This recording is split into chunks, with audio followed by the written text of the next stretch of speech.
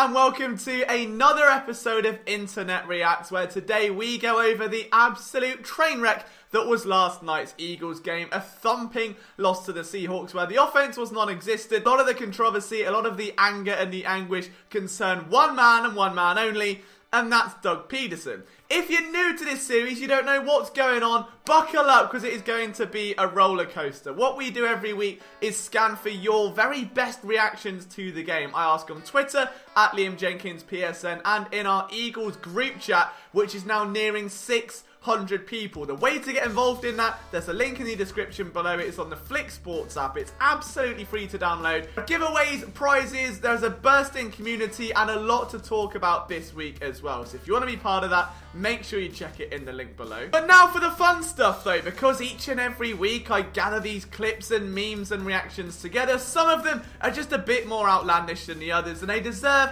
a place in what can only be described as the Hall of Pain.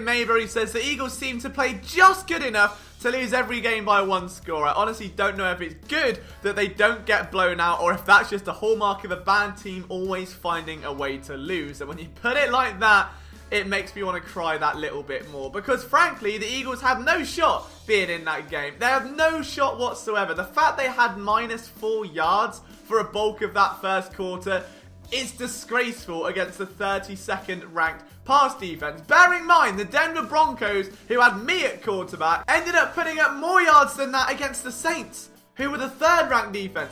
It makes no sense. There is no excusing any of it. It is the same stuff each and every week. There is only so far that the injuries and the play and the execution and the quarterback struggles and the coaching all begin to shake up until that bottle of Coca-Cola explodes everywhere. The fact the Eagles are even in these games is barbaric, and you know what? They do find a way to lose. Look no further than whatever happened on that 4th down. The Eagles down by 2 scores within field goal territory. They go for it on 4th and long. Total miscommunication. Wentz throws an interception. Quandre Diggs starts dancing like he's won a game of Fortnite, and our hearts sink. And in a way, the most disgusting part is we all kind of knew that was coming. Carson Wentz didn't exactly have his greatest day at the office. His DJ Webb swing it in training emphasizes there. I think he's had worse ones, but certainly wasn't his best display. The one thing you have to admire though is that he did just continue to push, whether it was plays on the ground, whether it was challenging receivers downfield. The balls weren't accurate, but he had a go. Sort of like your hopeless friend at flirting in a nightclub. It's me, I'm the hopeless friend. He's got no shot. There is no shot of him getting that girl's number,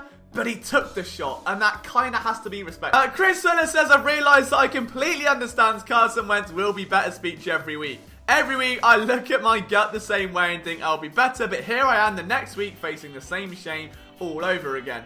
Yeah, I think the problem with this Eagles team is that just words are not being backed up by actions. It's really, really unfortunate that we've seen from week 1 through to now, the same stuff is I'll get better, I'll have to go look at the tape, or it starts with me from Doug Pederson, and it's seemingly going to end with him because there is no desire to change anything here. This was supposed to be the week in which Jalen Hurts saw a career high in snaps. Now that career high wasn't hard to surpass, lads. It was 7, 8 in 2. And at the time he went into the game, the Eagles had -4 yards. Jalen Hurts throws a 4-yard completion. They yank him out. Wentz goes back in. It's an 8-yard sack. You cannot make it up. There is just no rhythm, no rhyme, no reason, no strategy to this Eagles offense right now. There's no strategy. I have no strategy.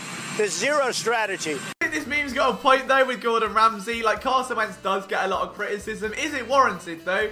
Absolutely. I think there are 100 reasons why this offense is failing right now. Carson isn't the biggest one, but he's certainly one of them. And again, I've preached this all season long, we just have to accept that. It's okay, whether it's a down year, whether he is just regressing, he's playing bad. Now, the most likely situation, I think, is the Eagles do part ways. Either Howie Roseman or Doug Pederson. They have to really ride Wentz, given the contract that he's on, and see what the future holds. But it is just going to be an ugly next few weeks for this team. A team that is coached by Doug Pederson. We have to acknowledge just how much pressure is on his shoulders right now, because again, it is just gone from bad to worse. Now you've got reports of him maybe giving up play calling being on the table, and Pederson saying not happening.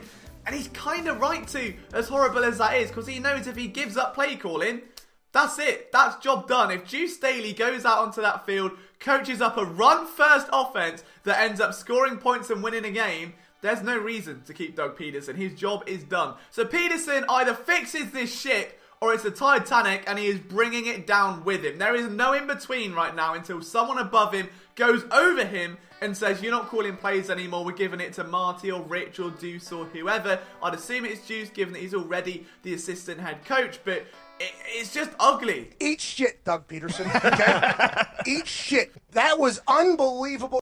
This meme, though, made my entire night. I can't lie. I mean, the fact it took off from the replies alone is amazing. Dr. Professor Mr. Move says, Wentz gonna please get some protection. A 3-man rush gets a. What am I supposed to do? Doug, hee, ball go burr through air. I was howling the second I read that. Goated meme. You've won the golden medal. There you go. There's a little trophy for you. Enjoy that. Amazing. Absolutely brilliant meme. Couldn't agree more. Tom says, so exhausted of these same bad play designs and bad performances, I can't even think of anything funny to say.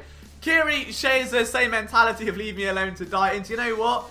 I agree. Like, how many more times is this going to happen until there's a change? We have preached the same changes from week 1. Nothing has changed. Nothing has actually physically changed in this offense aside from the people trying to run it. The fact that Alshon Jeffrey is now seeing as many snaps as Travis Fulgham, the fact that Jalen Hurts is being used on a ridiculous 2-play span before being yanked out of the game, the fact that screens are going absolutely nowhere, you've got miscommunications all over the place, you're abandoning the run, you're making dumbass challenges that have no hope of coming in, you're going for it on 4th down, and the cheek of the Seahawks offense to keep their team out on the field and say, no, do you know what? Their offense ain't going nowhere. We might as well go for it on 4th and medium. Why not? What's the worst that can happen? Says all you need to know. Perfect Tommy says the organization is broken. Howie, Doug, and Wentz need to go. Howie can't draft, Doug can't coach, and Carson throws the ball to the wrong team when it matters most. He's not wrong, is he? He's just not wrong. Taylor has given us an essay. He says, I hate these losses so very much, especially living in the Green Bay Packer country. That's gonna suck. Everything is Rodgers and rainbows, but this is good for the long term. We've got to hit the reset button, ditch Doug, demote Howie, and drop the dead weight. Ertz, Alshon, Peters create a secondary of men who aren't the 7 dwarfs for fun. Yeah, do you know what? Totally agree, alright? They made that bed with DK Metcalf the second they had a secondary of nothing but men under 6 foot. And lads, I've got nothing against men under 6 foot, but as someone that is 6'3", I reckon I could beat DK Metcalf in a fight. He wouldn't have much of a chance. So, but on a serious note, he's got a point. The young guys should be able to flourish. I don't understand why Jason Peters on a broken toe is playing right guard. Like, not only is it the wrong position that he hasn't played in a while, but he's injured and bad. And somehow getting reps over guys who maybe could benefit from that position. Someone like a Nate Herbig, someone even like a Driscoll if you side him inside. I know that we had Suro Petty injured, but Matt Pryor moved to right tackle. You could have done so many different things, and you just ride the guys like Alshon Jeffrey over Travis Fulgham, who hasn't had a first half target in 2 weeks. It's embarrassing. From top to bottom, this team's embarrassing. And that's the best way to surmise it. Green cast Brazil, it's the whole team. Carson can't throw, Doug can't coach. Jake can't. Let's talk about Jake for a minute. I don't know what Jake Elliott's doing. Howie Roseman made him an illustriously paid kicker last season, and that has gone down swimmingly. Overall, I think the game is summed up quite nicely by this iconic scene. Kill me, please! On my knees! Pretty, please! Kill me! I want to die! Kevin made me chuckle with this. Eagles fans, can we draft Metcalf and Jefferson? Howie, we have Metcalf and Jefferson at home. The Metcalf and Jefferson at home. I'm not one for lumping on Jalen Reagor just yet, but that one, that tickled me. My expectations for the Eagles were low, but somehow they still weren't able to reach them. Sums up my life. And then we've got Bird Boy from our group chats and me watching this whole game. I was just stood there. I was sat there for the most of the game like this.